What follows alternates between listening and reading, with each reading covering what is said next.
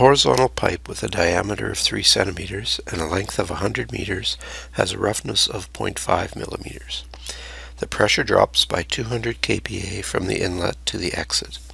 The minor loss coefficients for the fittings in this pipe total 3.2.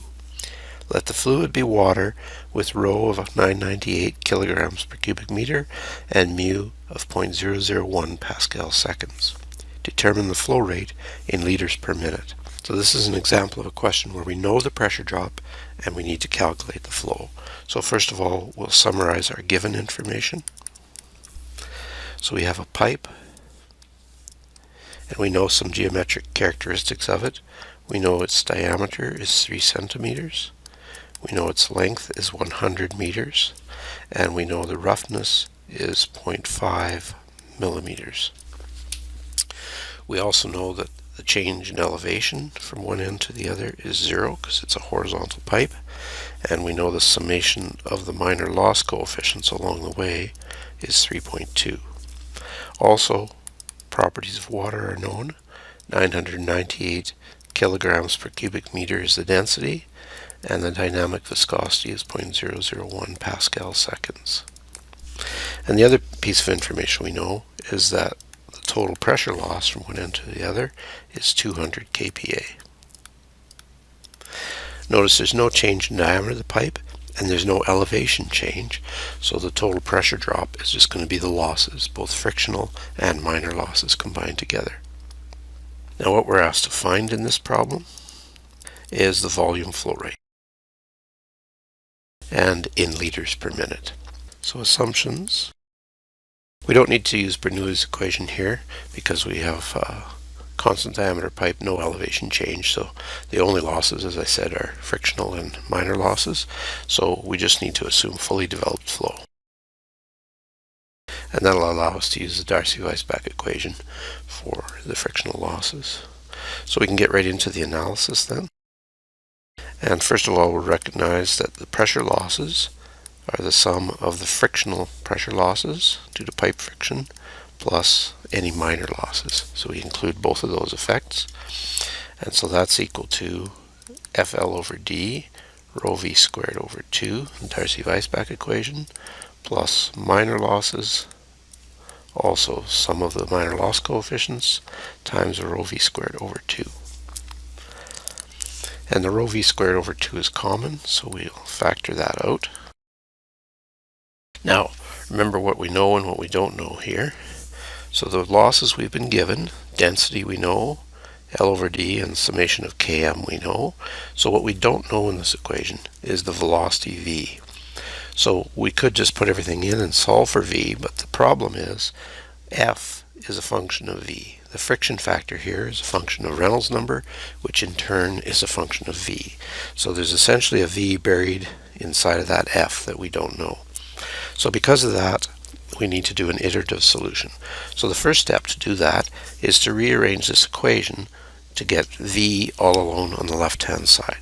So we rearrange this and we get V is equal to 2 delta PL over rho times FL over D plus summation of Km, and we're taking the square root of that entire thing. So what we're doing here is getting this in a form where we can put an estimate of F in here and solve for V.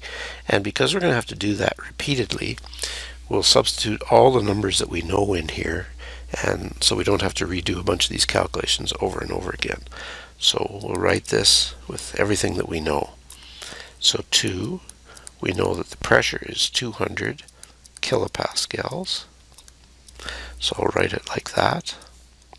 The density is 998.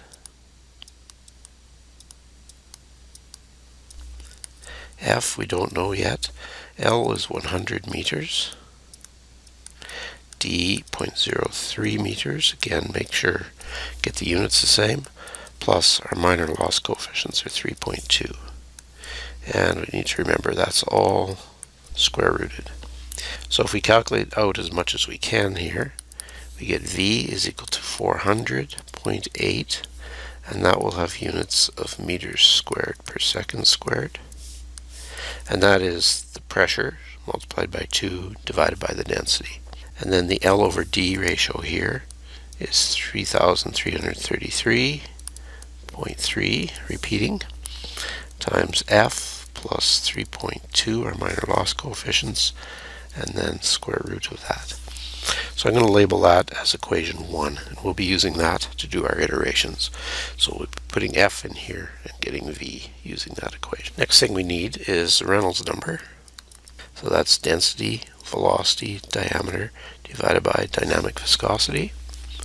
And of course we just want to put all of the numbers we know in there as well, so we don't have to redo this calculation too many times. 998 kilograms per meter cubed. V we don't know. Diameter 0.03 meters. And dynamic viscosity 0.001 Pascal seconds. And again, doing as much calculation as we can here, we get 29,940, and that would be seconds over meters times V. So notice when we put V in here in meters per second, we get a dimensionless number out. So I'll label that as equation 2. So now we need to set up a table to do our iterations. So the first column of the table will be the friction factor, and we'll be starting this process off with an estimate of the friction factor. Second column will be the velocity, and that will be calculated from equation 1. And then the third column will be the Reynolds number, calculated from equation 2. Now before we can calculate any friction factors, we also need to know the relative roughness, so we'll just put that here. The roughness is 0.5 millimeters, and so the diameter we also want in millimeters, and that's 30 millimeters. So our relative roughness is 0.016, repeating. The most effective way to get a starting value for the friction factor is to use the so-called fully rough value for F. And we do that by putting this relative roughness into the Colebrook equation and a Reynolds number of essentially infinity. So you can just put 10 to the 99 in or something like that. And if you do that, the value of the friction factor that you get is 0.045410. So that's our starting value for F. So we take that value for F, we put it into equation 1 right here, and we calculate a V. And we do that, we get 1.6103. And then we take that value for V and we put it into Reynolds number here, and we do that, we get 48,212. So that's our first iteration. Now the second iteration, now we use our estimate of the Reynolds number here to get a new F. And we continue this until the numbers stop changing to an acceptable degree of accuracy. So that Reynolds number and this relative roughness into the Colebrook equation gives an F of 0.046303. And we continue on doing these calculations.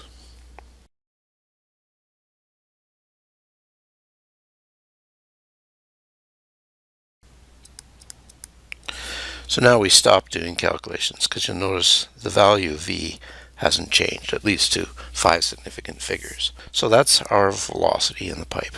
So the last thing we need to do is get the volume flow rate, and that's the velocity times the area. So that's our converged velocity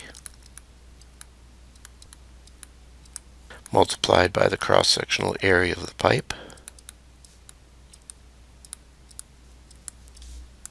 And that gives 1.1274 times 10 to the minus 3 meters cubed per second. So the last thing I want to do is convert this to liters per minute. So there are 1,000 liters per meter cubed, and there are 60 seconds in 1 minute. So with those conversions, we get 67.641 liters per minute. So finally we can say our concluding statement.